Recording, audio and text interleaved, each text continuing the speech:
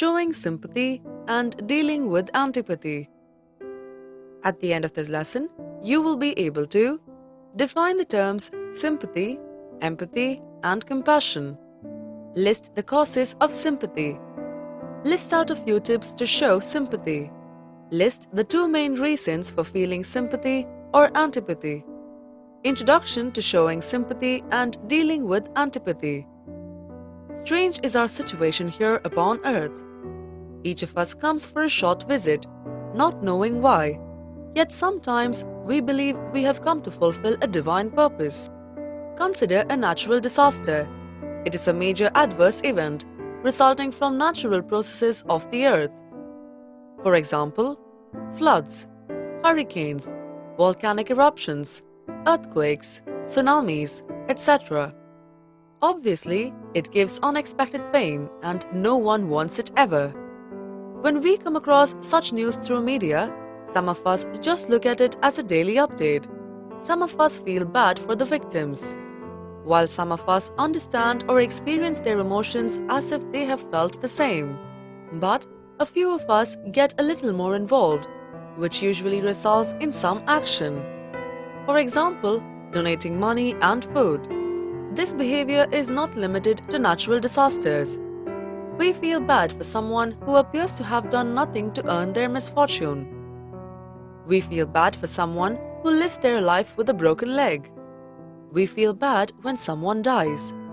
We feel bad if a child falls while running towards the parent.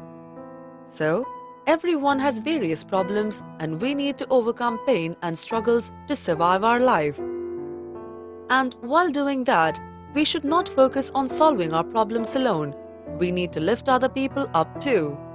When we feel bad for someone, we call it sympathy. But some of us voluntarily or involuntarily dislike something or somebody. That is called antipathy. In this lesson, let us discuss how to show sympathy and how to deal with antipathy to ensure everyone's happiness. As a concept, sympathy is closely connected to both empathy and compassion. These words are often used interchangeably, but they do have important differences. Now, let us explore these differences. The term sympathy comes from the Greek term syn, meaning the power of expressing sympathy.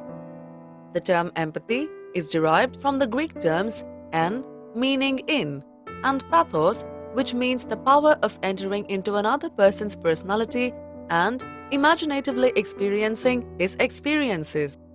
Empathy is experiencing what somebody experiences, as if you were that person, albeit it is through the imagination. The term compassion is derived from the Latin term com. A feeling of compassion usually results in some action, like donating money, food, etc. Similarly, pity is a feeling of discomfort at the distress of one or more sentient beings and often has paternalistic or condescending overtones.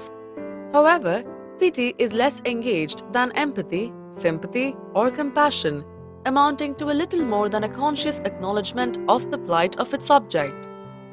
To experience sympathy towards someone, several elements are necessary. You must be paying attention to that person. The other person must need you in some way. Also, the level of sympathy is likely to be affected by specific circumstances. For example, someone with a graze on their knee will get less sympathy than someone with a broken leg. Furthermore, we are also more likely to be sympathetic if we have experienced the same situation personally and found it difficult. However, the ongoing exposure to the same or a similar situation will dampen sympathy. For example, the first time we see pictures or hear about an earthquake, we may be motivated to donate money to relieve the suffering. If there is another earthquake elsewhere, a few days later, we may feel less sympathetic, a situation sometimes referred to as compassion fatigue. We can see sympathy from not only adults but also children. For example, a baby starts to cry if it sees another baby crying. It is a basic sympathetic response. So far, we have discussed sympathy. Next, let us discuss how to show sympathy in detail. Sympathy may be expressed either verbally or non-verbally. For example, expressing sympathy verbally includes speaking to someone and saying how sorry you are about their situation, and sending a card when someone is bereaved. Examples of expressing sympathy non-verbally includes patting someone on the shoulder at a funeral and holding someone's arm or hand when they tell a bad news. Moreover, 5 thoughtful ways help show sympathy. Let us understand them one by one. The first thoughtful way is hold back on the advice. Bits of advice are dime a dozen, but thoughtful listening is rare.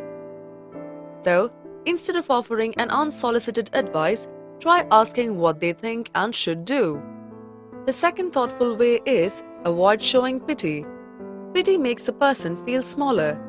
So, replace the expressions of pity by the identification of the person's strengths. The third thoughtful way is avoid assuming the whole story. When someone is telling you about their experience, it's impossible to know exactly how they are feeling. So, use tentative statements. The fourth thoughtful way is validate difficult emotions. When someone is struggling with problems, you can help mitigate the fear around them by validating the feeling. And the final thoughtful way is asking questions. When someone is struggling, come out and ask questions that allow them to further explain how they are feeling. If you keep these 5 strategies in mind, you'll be well on your way to being a more empathetic friend, partner, co-worker, and family member. With this understanding, let us learn how to deal with antipathy in detail. Antipathy is a voluntary or involuntary dislike for something or somebody. It is the opposite of sympathy. The origin of antipathy has various philosophical and psychological explanations. An important characteristic of antipathy is that it is marginal to reflective consciousness.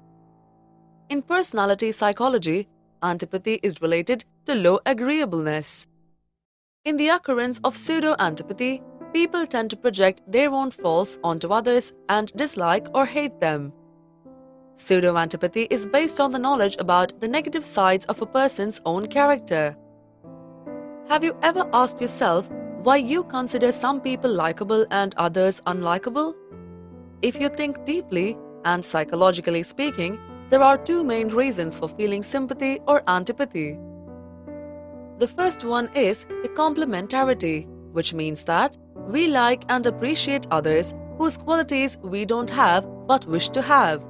The second reason is similarity, which implies that we like and appreciate others who have the same qualities that we have.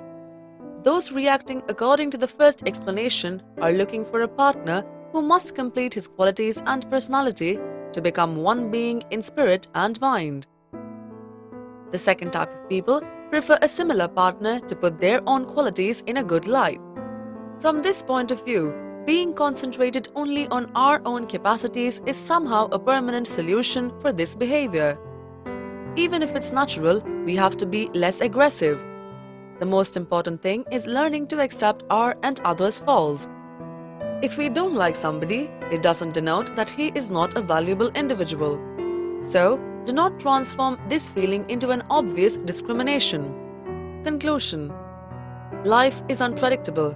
Nobody knows the future. We can feel another person's pain as if it is happening to us, and therefore express the appropriate amount of sympathy. At the same time, we can also remain in control of our own emotions and apply reason to the situation. This means that we can make better decisions and provide appropriate support to them when and where it is necessary. Similarly, being concentrated only on our own capacities is somehow a permanent solution for dealing with antipathy. The biggest happiness is making and ensuring others' happiness till the end of our life. Summary: in this lesson, you have learned that we feel bad for someone because of various reasons and we call it sympathy. As a concept, sympathy is closely connected to both empathy and compassion. 5 thoughtful ways that help show sympathy are: hold back on the advice, avoid showing pity, avoid assuming you know the whole story, validate difficult emotions, and ask questions. Antipathy is a voluntary or involuntary dislike for something or somebody. It is the opposite of sympathy. And the two main reasons for feeling sympathy or antipathy are complementarity and similarity.